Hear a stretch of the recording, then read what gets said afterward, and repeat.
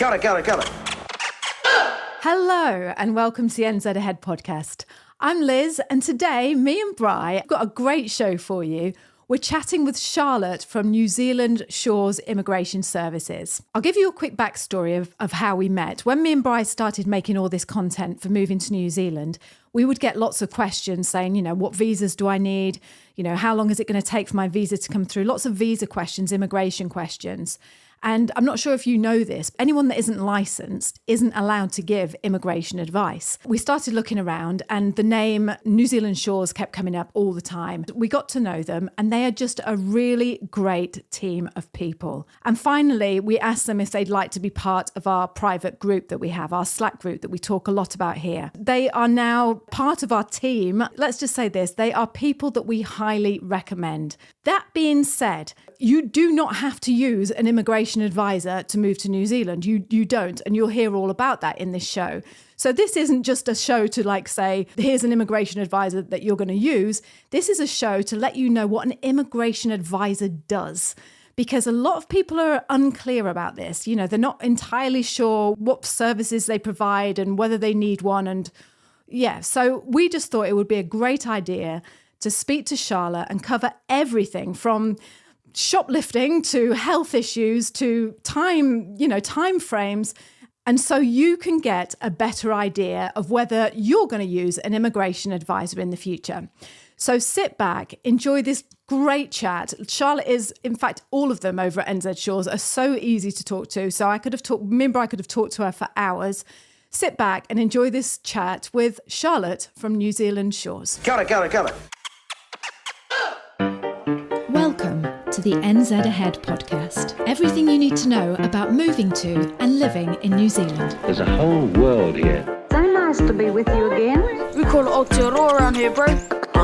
You'll be right. We are your hosts, Liz and Brian. Amazing New Zealand in the southern seas. See, that's where I belong. That's home. Hello, Charlotte, and welcome to the podcast. I'm so happy to have you here today. Awesome. Thanks, guys. I'm happy to be here. So, Charlotte, you are from New Zealand Shores Immigration Specialist Company. You are part of our New Zealand membership, our NZ Ahead membership group. We think you guys are absolutely fantastic. And to be honest, I could just sit on this podcast and gush about you all day, but we're going to be very professional and we're going to just do it the right way. And we just wanted you to come on today and talk about why people use immigration specialists and something about your company and just talk about you and find out what it is you offer. So and just the reasons why we use immigration specialists and things like that. Because most people think, just do it on my own. We'll get into that in a bit, Bri, because we did it on our own, and I do want to dive into that a little bit. So things have changed, you see, Bri, 15 years ago. So Charlotte, will you just jump in and just introduce yourself and let us know about you and your company? Yeah, absolutely. So I am Charlotte Stockman. I am one of the senior licensed advisors at New Zealand Shores. We're in our 15th year now. So we were started by a husband and wife all that time ago. I was actually their first employee almost 10 years ago. So I'm virtually part of the furniture in our office. And we have just grown from there. So we're now up to 15 licensed advisors across 3 different countries. So we've got offices in New Zealand, South Africa, and we've got some staff in India as well. We also offer visas for Australia, which I know isn't much help to anyone in this group, but you may know someone who wants Australia, so we can also help on that front as well. That's fantastic. You don't look old enough to have been in a company for 10 years, Charlotte. Fresh out of uni, I joined, so... Well, we were going to say that because you were saying that last night, weren't you? You sort of go to university and then you think, all right, what am I going to be? So what made you choose to be an immigration advisor? In all honesty, it was completely random. Had no idea what I wanted to do. Started applying for jobs, ended up here. So I started off doing admin work for one of our directors, Sarah. And then probably about 8 or 9 months in, they said, we think you'd be a really good fit for becoming an advisor. And I thought, I don't know what else I want to do. I'd done a communications degree, which was neither here nor there. So I thought, I'll give it a crack. And here we are almost 10 years later. Totally just fell into it. And I think you're brilliant at your job because I would imagine, obviously you've got to speak to a lot of people all the time, haven't you? You've got a really nice tone when you talk to people. So Let me just explain how we came to meet. So me and Brian started all this content about moving to New Zealand because we moved to New Zealand 15 years ago. You know, we didn't use an immigration advisor back then. So it didn't really cross our mind about telling people, oh yeah, you should use an immigration advisor. But we were skinflints, so let's. This is it. Yeah. We were skinflints, very much so. Trying to save all our money. And when we came over 15 years ago, Charlotte, it was so much easier. It was really straightforward. Brian got a job offer. We filled in a few forms. Well, I say it was easy. You did all the work. Yeah, it wasn't easy because the process that we had to do was like every page had to be in order for every person in that order as it was written down, like, you know, and it was, you know, just things like, oh, you need your birth certificate. Oh, yeah, I've got that. And then it's like, no, you need a certified copy. Well, what's that? And it's things like that, isn't it? Like, you know, and it was a huge learning curve, and there wasn't really much of an internet. Well, there was an internet, but it wasn't great back then, like, you know, like it is now. So, But as we started to build our community, people started to ask us immigration questions. And then we looked on the internet and we found out, hang on a minute, we're not allowed to give immigration advice because you just think you're allowed, don't you? You think you're allowed to say, oh yeah, just do this, do that. Just explain to me why people can't, you know, I'll carry on with the story and how we met in a minute, but why aren't we allowed to just give immigration advice to people? Yeah, good question. So licensing actually only became a thing in 2007. So prior to that, basically anyone could give advice. So I have a family member who's actually been an immigration advisor for almost 30 years. So it was a big change for her. She said when we moved into that licensing structure, I think it's a good thing. So it kind of puts us almost in the same realm as like a lawyer. You are providing legal advice. You're providing people with a pathway and an information on visas, and ultimately if you get that wrong, it has massive consequences. So if we tell someone to do the wrong thing or we provide incorrect advice, that has massive repercussions that follow on, not just for New Zealand, but perhaps for any other country they want to live in. So it is, I guess it is still a legal framework that we work with, which is why it's important if you are seeking advice.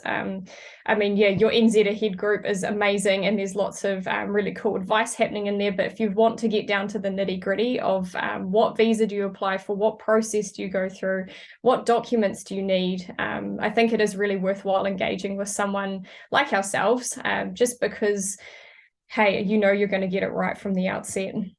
100%, yeah.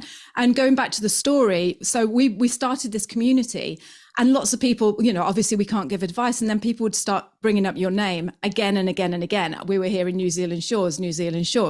So we only ever endorse people who we've been recommended, like, you know, who we trust. And we asked you to become a member of our community and have a channel in our Slack group, which you very kindly did. And you're now in there giving, you know, you're there. So it's like you've got your own channel. So if people want to find out information, they can take it further with you and, you know, go privately with you, whatever. But it's just been, we love you, Charlotte. We love your company. Oh, thank you. As well. Fabian's in there Fabian's as well, great. Fabian is awesome. Yeah. So that's how we came to be. And and also Jen from 1,000 Words. 1,000 Words also recommended you. I'm very good friends with her, and she's wonderful, and she's got a great group too. And so she recommended you too. So going back to why people would use an immigration advisor. Why don't I just do it myself? Remember, if you're moving to New Zealand and you're looking for an immigration advisor to help you with all the process, the company we recommend are NZ Shores. The guys over there are absolutely brilliant. Loads of members of our NZ Ahead private community use them, and they have raved about them. And that's why we recommend them. The brilliant thing about NZ Shores is they offer a free assessment. So if you're wondering whether or not you're eligible to move to New Zealand, you go to their website, you fill out a form, and they will contact you and tell you whether or not it's worth moving forward and how they can help you. And that's absolutely free. The way you can get to that assessment form is by going to www.nzshores.com/Liz. So that's nzshores.com/Liz. Go over there, fill out the form, and you will be in such good hands with NZ Shores. Why don't I just do it myself? Yeah, good question. One I probably get asked at least twice a week. People use us for a multitude of reasons. One, because they just don't want to deal with it themselves. Moving country is stressful enough without having to worry about submitting visa applications and dealing with Immigration New Zealand, which is fair. I think I've probably got a few greys in there somewhere from my time of dealing with case officers. So it can be a frustrating process, and having someone to advocate for you through that process can just take a whole lot of stress off you. So that's definitely one reason people use us. The other reason would be perhaps your employer. So you get a job offer in New Zealand and your employer has directed you to use an immigration advisor. We get quite a lot of our clients coming through to us that way. Once again, the employer is then reassured that, hey, we know this person's going to get their visa. It's done right. They're going to get here. The other reason may be that people have something complex in their situation. So you may have health concerns or character concerns. You may have some form of criminal record that might not be that major, but immigration will definitely drag you through the ringer over it, as they like to do. Or your family situation might be a little bit complex. So there's a number of reasons why people will use us. Predominantly, fortunately, it's to make things easier. We don't tend to get too many of those curly cases, but we do definitely get the odd one. Yeah. So just elaborating on that point that you talked about, which a criminal record, because some people just like, oh, I've done some shoplifting, or as you do every day. We all do it by accident sometimes. You get caught out, don't you? Yeah. So how far can you go with that criminal record? What would be like, definitely you're not coming in, or something like that? Yeah, the things that would really stop you getting a visa, if you've served jail time for 5 years or longer, that's one thing that will virtually make it impossible to get a visa. But anything at all, which basically shows, except for really parking tickets or speeding fines, they're about the only thing they ignore. So if you've done anything when you were young and stupid, which, like you say, pretty much all of us have, and I'd say almost half our clients have some ridiculous charge on their police certificate from when they were 18. So whether it's you have accidentally shoplifted something, or you might have thrown a punch in a pub fight when you were young and drunk, you may have got DIC'd, drunk in charge of a vehicle, DUI, that kind of thing will get pulled up, and immigration will send you a big scary letter that says, we think you may not be potentially eligible because you've got these character concerns, which 9 times out of 10, it really is just a case of saying, hey, I was young and stupid, this happened, for some people it might be 30 years ago, I've got a clean record since that date, but immigration will still send that scary letter and ask for a response. So that definitely freaks people out. Making sure you attack that correctly with immigration and providing the right information can really be the clincher as to whether that process becomes easier or whether it becomes harder. Is that what the police trace? Is that what that is? That's what that's all about, is it? Yeah. Basically checking that no one's done anything serious, whether it's murder or you've really defrauded someone for millions of dollars, or you've got dishonesty charges. They look for all of those kinds of things. And would you respond to the immigration, that letter, or would the person? Yeah, so that's the thing, isn't it? Yeah. Because how do you respond to that, Yeah, so we'll get the client to write a supporting letter around the circumstances that happened and, how I've learned from whatever I may have done. And then we also provide a letter which is in line with immigration policy that basically reiterates what the client has said, and then, pulls out bits of policy and say, well, actually, this person isn't of risk to New Zealand. They're not at risk of undertaking another offence. They're not at a risk to society. So we provide, it's generally about 2 to 3 pages of a support letter with that criminal record information. And on a lighter note, it's still okay to have a criminal record to go to Australia, isn't it? Yeah. I think they just let them in over there. Do you know what? I never knew that about the criminal side of it, because I honestly thought, we talked about this in our private Zoom call that we had with members the other day, but it was like, I honestly thought that if you'd shoplifted something, that's it. You would not be coming into this country. So it was really not reassuring. I'm not saying I'm a criminal, like, come on, family, come in, you're all right.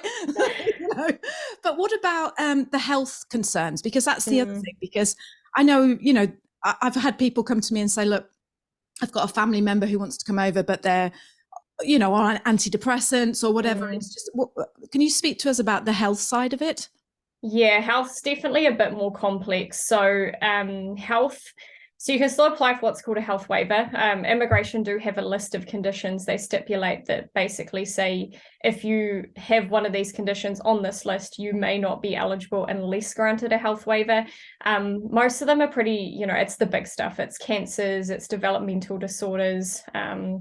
It's, are you going to require really expensive surgery in the next 5 years? Have you got a condition that's going to cost the New Zealand government more than 80,000 in the next 5 years? So some people might think, oh, I've got this, something like Crohn's is a really good example, or IBS. So those affect massive numbers of the population, but quite often the medication that someone's on can be quite expensive. So those things can trigger the need for a medical waiver, but it's hard to talk to health because it's such a, are you on the lower end of the spectrum for your condition, or are you the higher end of the spectrum? But it's definitely a bit harder, and it does require a bit more information than the likes of like a character issue. So, you may need letters from your doctors. As advisors, we will actually go into the Pharmac. So Pharmac subsidises medication in New Zealand. We'll go into the Pharmac register, figure out what your medication or treatment may cost, so we can then provide that information to immigration, because they don't go looking for it. They'll just say, oh, well, you've got whatever it might be, and this looks like it might trigger concerns. So we can get down into the nitty gritty to actually say, oh, yes, you've got this, but it's not so bad. Things like mental health, obviously, mental health conditions are really common. Unless you've got a history of hospitalization, self-harm, or drug and alcohol abuse, you're generally okay. Immigration will once again ask for a letter from your doctor, but it's really just to cover, to say that you're not at risk really of harming yourself. So if you're on antidepressants or anti-anxiety medication, it's not the end of the road for you. Immigration, once again, will send a big scary letter to you, but once you've got that doctor's report, you're pretty safe, to keep going through the process. So when you say a waiver, is that you are going to pay for the medication? Is that what the waiver means? A waiver is basically immigration saying, yes, you've got a health concern which may cause significant cost, but we will still approve a visa to you. So immigration don't take into account, so when they're assessing someone's health history, they don't actually take into account whether you have perhaps private insurance in your home country that will cover the cost of treatment, or whether you can pay for it yourself, purely because once you're a resident, there's actually nothing stopping you from accessing our healthcare system anyway. So they don't take that into account, or they don't, take into account whether you've perhaps got a family member that may be able to stay at home with a child who's severely autistic. It all just comes down to basically what the cost will be on the healthcare system. So yeah, a waiver basically says, yes, we acknowledge you've got this, but we will waive that condition effectively and still grant you a visa. I've got you now. What I love about your company, Charlotte, and I'm going to flash it up on the screen now, is that you offer a free assessment. So if you're watching this and you're thinking, well, I don't know, am I going to be eligible? Like you've said to us many times before, it's very, very personal. Everyone's different, aren't they? So I'm going to just say now that we're going to flash your email up on the screen. And if you have got, it's a free service that they offer. So just contact Charlotte and just say your email address, Charlotte. Yeah, so it's charlotte@nzshores.com or it's charlotte@newzealandshores.com. Whichever you email, you will get me. We 100% prefer that people come to us from the outset and say, hey, I've got, whether it is a health concern or a character concern, so we can actually look at it from the outset and say, all right, yes, you've got a chance of getting a visa, or no, you don't. We don't like getting too far down the path with people. We don't like taking money off people and then realizing, well, actually, hey, we've taken your money, but really you can't get a visa. So we would rather do the free assessment, figure out if there's any concerns so we can say, yes, you'll know, or maybe, and then let people make up their mind from there. That's brilliant, isn't it? It's really important. Yeah, because what the big thing is that starting point, which is what we're talking about. So if, say, you're a plumber or a tradie, or you're a doctor or whatever it is, where would you initially go, or what would be the best place to go, where do I first look to I am eligible?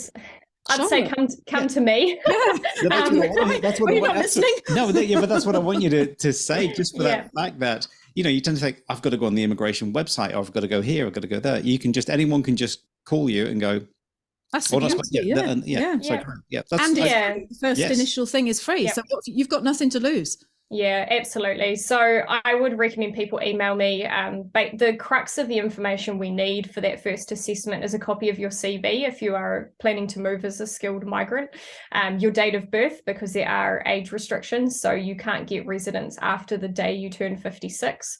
And then just let us know if you have any health or character concerns. And from there, we can generally do a really basic assessment. If you do say, well, actually, I've got X health condition, we'd likely come back and ask for some more information. Perhaps what medication are you on? What's that prognosis look like? But yeah, if you're listening and you want that free assessment, CV, date of birth, and then let us know if you've got any health or character concerns, and then we can take it from there. Brilliant. And just going back to the cost, because this is the thing that people, it's not cheap to hire an immigration advisor, and this is the thing that people, like we did, for example, we're like, oh no, we'll just do it ourselves, we'll just skimp on it. We've had, I'm not just saying this, we have had so many people in our group say that that's what they did at first. They were like, no, we'll do it. We'll do it ourselves. And then they get right down the line and they're getting their papers sent back to them. They've got a job offer waiting and they've got to try and sell their house and get over there. All that stress on top of them. And on top of that now, they've got immigration saying, you've sent page 22 in when you should have been sending page 18 in, and this isn't right. Now you're going back to the wrong visa the back of the queue or whatever. So I do want to just say that although I like to compare it to, when you move over and you can also like hire a company to come in and pack your stuff. That's another big cost when you move into New Zealand. And that's another cost that people think, oh no, I'll just do it myself. I tell you what, we paid for someone to come in and pack our stuff. It was the best $3,000 we've ever spent in our life, wasn't it, Bri? Some of it really has to be packed by them and written down exactly. Because if you do use a company, they know what's in the box because they packed it. You can't just say, stuff a load of stuff in here. And, I did have one box had a little bit of chinky bottles in, and I did snatch it off them and run it to the house. So yes, you can do it yourself. Like, you don't have to use an immigration advisor. You can do it yourself, but oh my God, it's worth it. It's worth it just to be able to just think that is one, there's so much stress that goes with moving to New Zealand or anyway. It's just that one thing that you can just think, if you can afford it and you can allocate that money, then I would 100% say do it. I just think it just goes into, I wouldn't do it into myself your budget. again. It's got to go into your budget. I think the other thing is worth noting is it's actually easier and cheaper for us to take care of it from the outset. So if people come to us partway through the process when they've got one of those big scary letters from immigration, it's actually more work for us to turn around and unpick what you have done. So sometimes we have to do things like official information requests to immigration to have your whole entire file sent to us, and then we have to sit down and read through what could be 300-400 pages of notes from immigration. So yeah, if you do think it's something you might be interested in, or if you do think there's something that may go wrong, honestly, and I'm not just trying to con people into using New Zealand shores, but it is so much easier for us from the outset, especially on that health and character front, because if something pops, it's harder for us to undo what you've done than it is for us to just take care of it from the outset. And with the time differences and everything, do you tend to deal with email, or do you speak to your clients on the phone? Predominantly email. We are obviously always happy to take phone calls. We do try and start our day as early as possible. We do also have an office in South Africa. So sometimes we'll allocate clients for the first part, like their temporary visas, perhaps to our staff in South Africa, who are all incredible at what they do, so that you're kind of in a similar time zone. And then once you've actually arrived in New Zealand and you're going through your residency, you may then get switched to a different advisor in New Zealand, just so that you're continuously working in a similar time zone. Some people will be happy to stick with the same person throughout, or some people may have been recommended to one of our advisors and say, actually, I really want to use Charlotte or Winnie or whoever it may be, and then we will always absolutely accommodate that.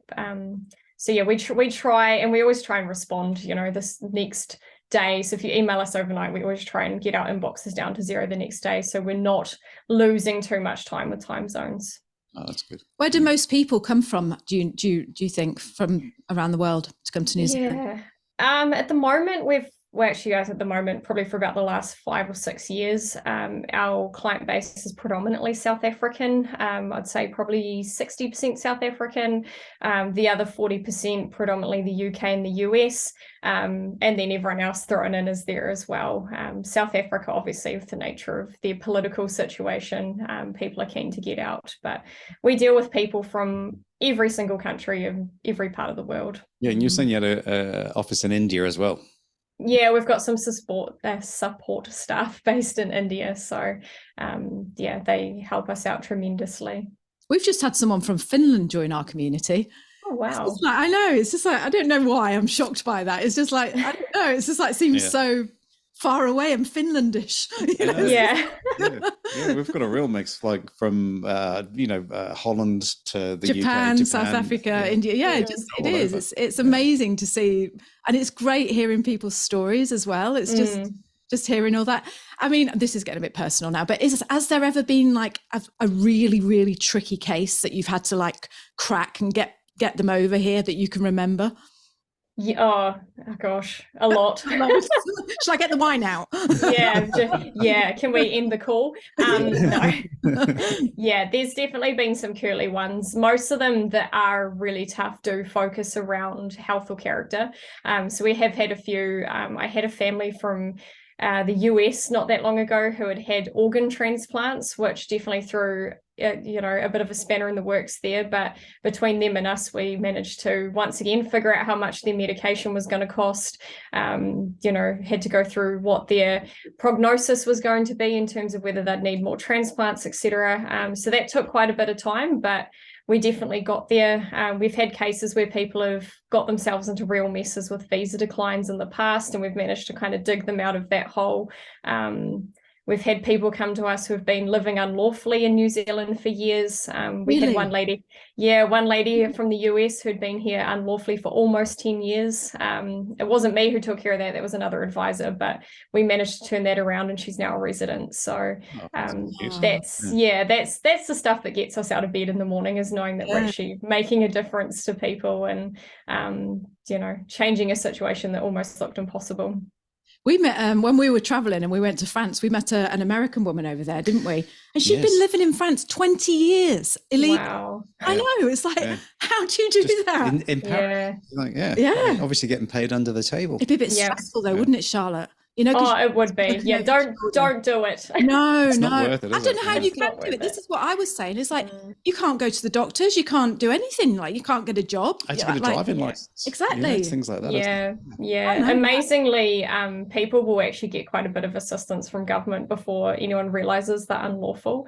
Or they may have, started getting, perhaps government assistance prior to becoming unlawful, and then no one's kind of picked up on it. So we definitely don't have the number of overstayers that other countries do, but it does happen. And it happens.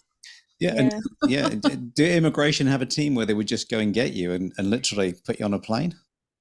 They do. So if you eventually come to their notice and you haven't rectified your visa situation by then, they do have a compliance team who will turn your generally while you're asleep. They try and get people either in the early hours or very late at night, and they will knock on your door and they will come in and they will take you off and put you on a plane and send you home. So it's really not worth putting yourself in that situation. It's like a film, isn't it? That 5 o'clock call, you don't want that, do you? Don't imagine. No. It goes on. Yeah. Oh, I was just carried away at my own little dream. Yeah, sorry. We went a bit off track there, didn't we? No, because it's good to know. Because it's good. Do you know what, Charlotte? The reason I love your team is because you're just normal. It's real. So real. Yeah.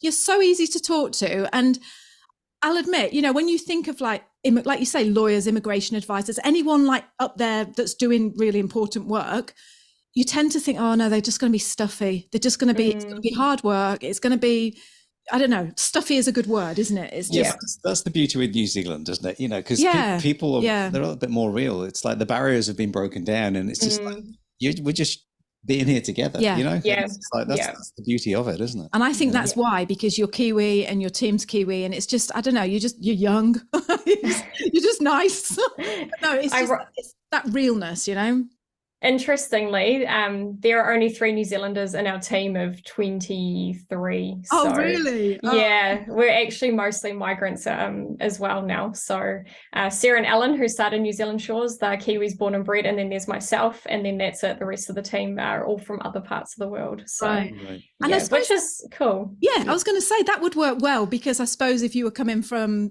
France, I know Fabian's French, isn't he? Yeah. So if you were coming from France, it would be like really reassuring to think, oh, okay, there's someone from France working in the office. That would be good, wouldn't it? Well, that's it. That's the beauty of it, because you've been through the ringer yourself, you've got to the other side. Yeah. So before we let you go, because I could talk to you for hours about stuff like this, but before we let you go, what would you say to someone who was thinking, oh, I don't know whether I should invest money into, immigration advisors? What would you say? I would say at least reach out to us for that free eligibility assessment. Knock that off first, have a chat with us, perhaps get a gauge for who we are, and then you'll know whether you want to use us. If you're all unsure, I think that's also a good time to have a chat at least, because we may, even if we just say, hey, actually, this is what your pathway looks like, that, hey, that's all good if that's all you need from us.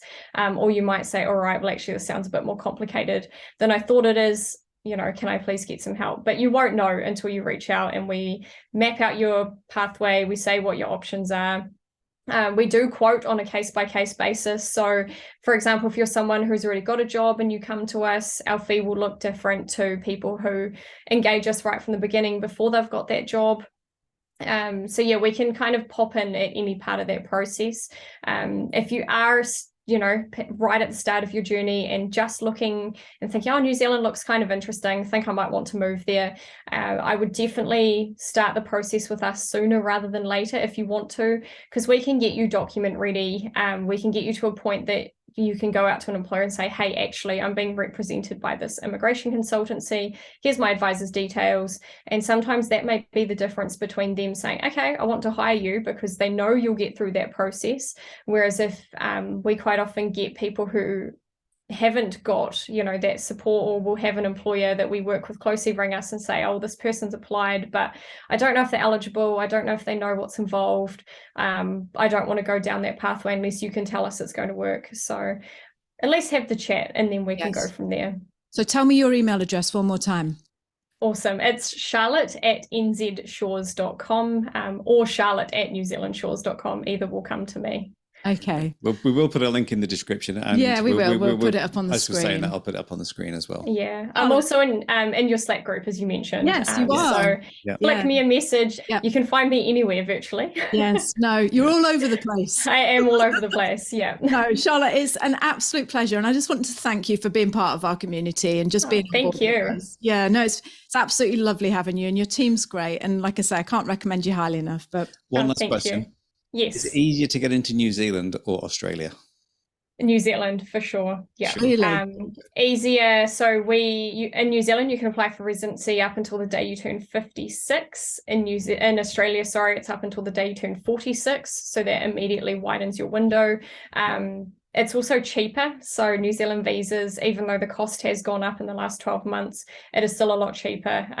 So for an average residence application in New Zealand, you're now looking at just under $5,000.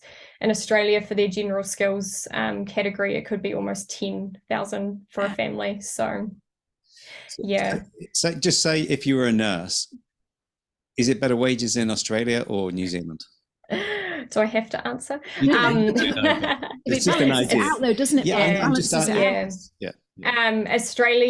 Australia will tend to get paid more for sure. New Zealand, you're coming for the lifestyle. So I guess you just have to weigh up what's more important to you as a person, and then go from there. It's something, sorry, I know you're supposed to just be leaving now, so it's okay. Put the kettle on. Is something happening in Australia at the moment? Because we've had an influx of people join the community. Oh yeah, actually from Australia. Who moved to New Zealand. I don't know. Maybe they're getting more intelligent over there. Yeah. Maybe that's what The penny's dropping, Bri. We've done the trick on the internet, on YouTube. We've made it. that's it. You guys are attracting all the Aussies to us. Yeah, I'm not sure. It's just weird because we haven't had any. I think we had one Aussie, like a couple of 2 years ago. But literally in the last few months, I think we've had 3 people from Australia say, no, we're moving over to New Zealand. So yeah, that's interesting because it's normally the other way. We normally lose more people to Aussie than what we gain. So I don't know. I mean, I know Australia had made things better for Kiwis going to Australia, but I don't know if there's been something in the background that's happened with Aussie. So on that point, if you came to New Zealand and you came and you used you guys and you got your residency, how long would it be before you would legally be allowed to live in Australia?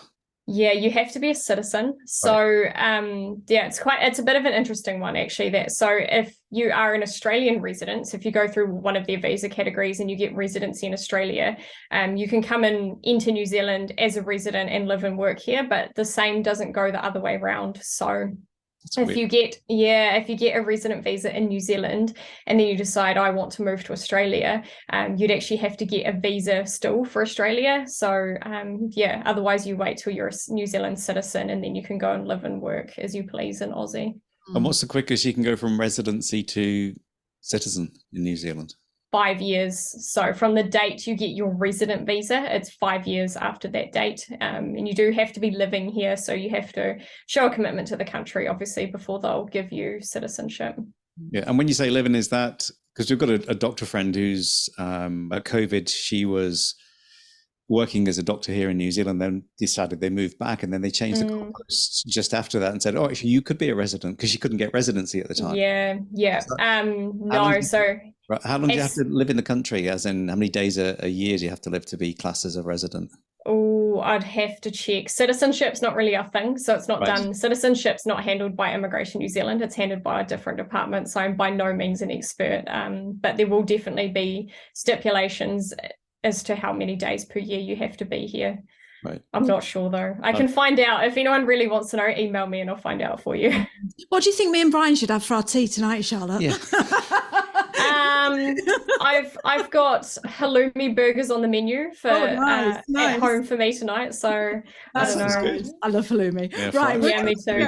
Have you got anything else you want to ask Charlotte? No, Because I I've just think said goodbye and now you just kept well, her you in know for what another I'm 10 like. minutes. It's just like, it's so nice to see Charlotte on the screen. Yeah. So, So one more time, Charlotte, please just put your email out for us. Yeah. So charlotte@nzshores.com. Right. Or newzealandshores.com. Or New Zealand Shores, yeah. Right. Either will come to me. Yeah. We're going to let you go. Thank you so much for chatting with us and we will see you in Slack. Yes. Sounds great. See you later, guys. Thank you. Bye. Bye. Thank you so much for joining us on the podcast this week. We have loved having you here with us. If you loved this week's show, please share this with your friends. Send it to anybody you know that wants to think about moving to New Zealand and get on over here yourself. And tell them how brilliant it is as well. And also, if you haven't signed up for our free 5-day video guide showing you what life is like, really like, in New Zealand, then go over to the website and sign up. You are missing out. This is brilliant. Go over to www.nzahead/free and we will send you 5 days worth of videos about what life is like in New Zealand. You are going to love it. So one more time, that website that you need to sign up for the free 5-day guide is www.nzahead/free. So we're going to see you next week. Until then, have a great week and we'll speak to you soon. Bye. Bye. Say bye again. Bye. Bye.